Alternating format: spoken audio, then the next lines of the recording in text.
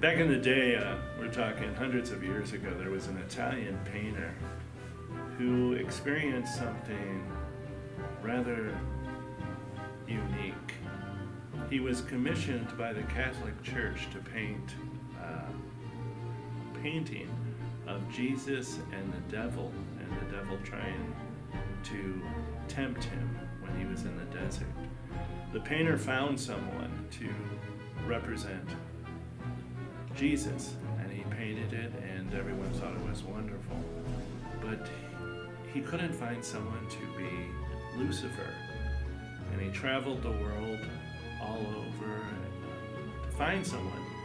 Finally, 7 years later, in an Italian prison on an island out in the middle of the Mediterranean, he was told about a murderer.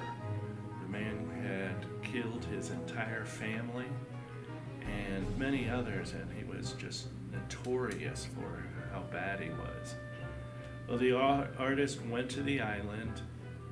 He asked permission and they gave it to him, and he went down and explained to the inmate who he was and what he wanted to do. And the inmate said, well, yeah, I'll agree with it, but you know who I am. And he said, well, I've never met you before. How do I know who you are? And he said, well, 7 years ago, you were starting this painting, and you painted me then.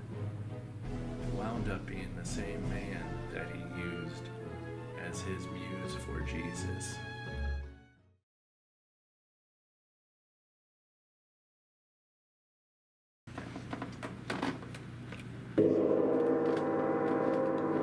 So my scary story is my wife and I were driving back from Colorado, and we stopped at this little town in Kansas to get some gas, and it was at night. And as I was at the pump, I looked, and right across the street from the gas station there was this, it looked like figure in black just standing there, and it kind of looked like maybe it was like an elderly woman, but it was dark, and so she just looked like a shadow, like nothing but like a dark black figure. And I was pumping the gas, and I looked down, and then when I looked up, she was closer. And then I was kind of like, this is kind of weird, and just went back, looked at the pump, and then looked up, and she was just getting closer and closer. So I said, hey, we gotta go. I told my wife, we gotta go now. And so we drove off in the car. But we never figured out what she was or what it was. And I'm telling you, it was like looking at a shadow, constantly getting closer and closer, for real. It's my scary.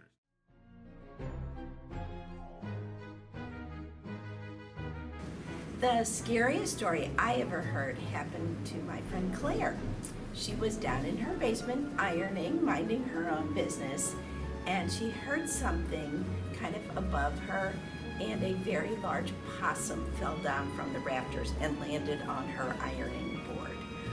She was terrified. She screamed, she threw the iron, and then she ran back upstairs. So, yes, terrifying.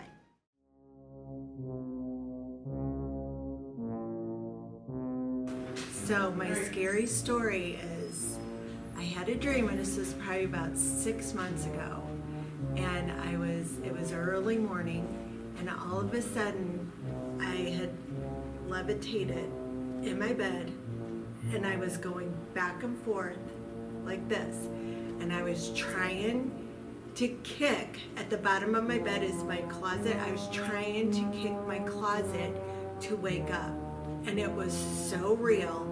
And I just kept going back and forth, and I was trying to scream, but I couldn't scream.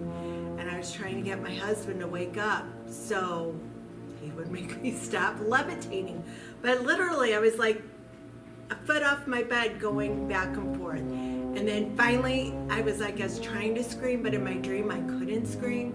He woke me up and was like, what are you doing? I'm like, I don't know, I was just levitating in my bed. So that was scary. That was scary.